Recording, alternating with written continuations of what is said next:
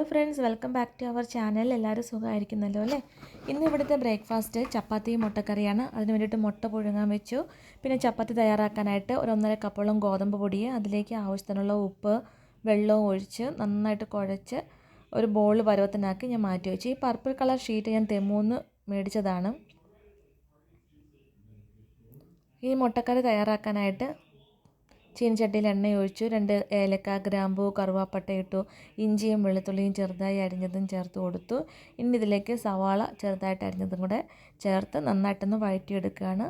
കൂടെ കറിവേപ്പിലയും കൂടി ഇട്ട് കൊടുക്കുന്നുണ്ട്. ഇനി ഒരു 1/4 ഓളം ചെറിയൊരു ടൊമാറ്റോ എടുത്ത് ചെറുതായിട്ട് കട്ട് ചെയ്തതോടെ ചേർത്ത് നന്നായിട്ട് വഴന്നു വന്നതിന് ശേഷം പൊടികളൊക്കെ ചേർത്തു. മുളക് പൊടി, മഞ്ഞൾപ്പൊടി, മല്ലിപ്പൊടി, ഗരം മസാലപ്പൊടിയും കൂടെ ചേർത്ത് നന്നായിട്ടൊന്ന് മൂത്ത് വരണം പൊടിയൊക്കെ. ആ സമയത്ത് വെള്ളം കൂടെ ഒഴിച്ചു കൊടുത്തു. മുട്ട ഞാൻ 2ആയിട്ട് കട്ട് ചെയ്തിട്ടാണ് മുട്ടക്കറിയിൽ ചേർക്കുന്നത്. ഇനി ആവശ്യത്തിനുള്ള ഉപ്പും ചേർത്ത് കൊടുത്തു. ഇനി മുട്ട ഓരോന്നായിട്ട് ഈ കറിയിലോട്ട് ഇടുവാണേ.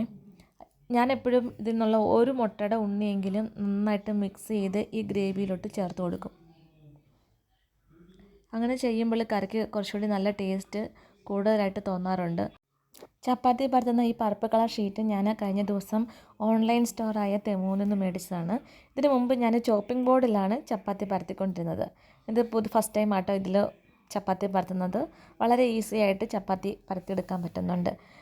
അടുത്തത് വേറെ ലെവലൊരു ബുൾസയാണ്. ഞാൻ യൂട്യൂബിലൊക്കെ കണ്ടതാണ്.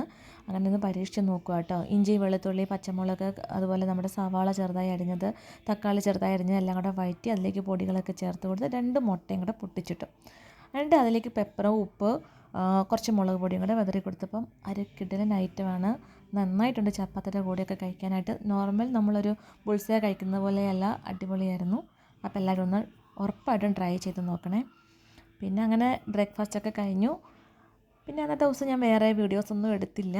വൈകുന്നേരം ആയപ്പോഴത്തേക്ക് ഷോപ്പിങ്ങിന് പോകാനുണ്ടായിരുന്നു. ഇത് പുതുതായിട്ട് ഓപ്പൺ ചെയ്ത ഒരു ഷോപ്പാണ്. ഏത് ഐറ്റം എടുത്താലും 1 റിയാലിൽ തൊട്ടിട്ട് 20 റിയാൽ, മാക്സിമം 20 റിയാലേ വരുള്ളൂ.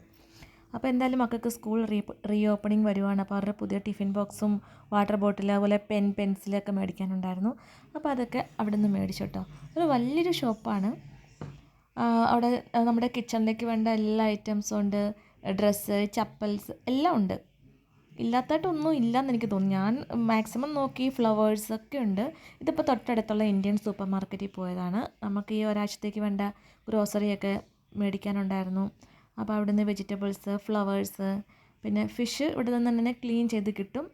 അങ്ങനെ ക്ലീൻ ചെയ്ത് കിട്ടാൻ വേണ്ടിയിട്ട് ഞങ്ങളിവിടെ വെയിറ്റ് ചെയ്ത് നിൽക്കുമ്പോഴാണ് ഞാൻ ഈ വീഡിയോ ഒക്കെ എടുക്കുന്നത്. അപ്പോൾ ഇനി അടുത്തൊരു വീഡിയോയിൽ കാണാം. പുതിയ വിശേഷങ്ങളൊക്കെ ആയിട്ട് വരാം. അപ്പം എൻ്റെ ചാനൽ സബ്സ്ക്രൈബ് ചെയ്തിട്ടില്ല എങ്കിൽ ഈ വീഡിയോ ഇഷ്ടപ്പെട്ടാൽ തീർച്ചയായിട്ടും ഒന്ന് സബ്സ്ക്രൈബ് ചെയ്യാൻ പരിഗണിക്കുക. അപ്പോൾ ഉറപ്പായിട്ട് ലൈക്ക് ചെയ്യുക.